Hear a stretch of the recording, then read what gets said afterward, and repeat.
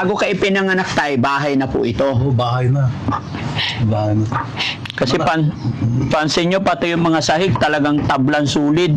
Yung mga matitibay, hindi inaanay eh. Nakahati na to eh, kasi hanggang doon yan eh. Nagiba na yung mga... Ay, yung kalahati ng bahay, nagiba na. Nagiba na yung mga pukandang. Yung mga aparador, puro antik. Ay, mga aparador tayo. Tignan nyo dyan sa loob. Pwedeng buksan? Walang multo tayo, samahan mo ko tayo. Okay lang. Samahan mo ko. Mga antik yan mga ano. Pag nangingialam ako ng gamit, pag nagbubukas ako, tumatayo balahibo ko tayo. Dapat ikaw magbukas. Baon na to, pamana ng lola ko. No, ay, tagal na yan tayo. Oo, matagal na. Pamana ng lola nyo po. Opo. Hindi nyo binubuksan. Hindi pa. Bakit? Kailan nyo po bubuksan? Eh, Samahan mo ko dito, Paul.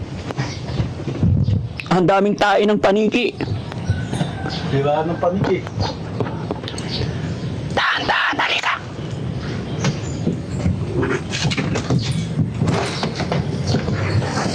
Ang daming paniki. Ang dami. Tayo, ba't may kabaong dito? Alin ka baon? Yung, ano, yung lalagayan ng palay nung... Doon pa? Lagayan ng palay yan? Lagayan ng palay nung pa. Pero wala na eh. Wala na kaming maano eh. Ang dami talagang paniki. Lagayan ng palay yan? Lagayin palay, akala ko kabaong. Tay, anong laman na aparador mo? Bakit nakapadlock pa? Ay, yung mga kuhan. Wala, mga damit lang yan. Oh? Nakapadlock eh. Mga damit. Yung mga pantalon ko. Tapos yung mga jacket mo tayo, parang taon nakatayo. Tayo, magsabi kang totoo. Oh. Multo ka ba? Anak lang nila, bakit mo? Grabe. Ngayon lang ako nakakita ng bahay na ganito tayo, puno ng paniki. Eh, talaga, itong morbos ang gumagawa eh. Ha? Itong morbos, dito nakatira yung mga paniki, tapos lilipat sila dito. Sa dami, palaki ng palaki. Upuan mo yan tayo. Tayo, upo ka doon, tabi tayo. Oh, sige.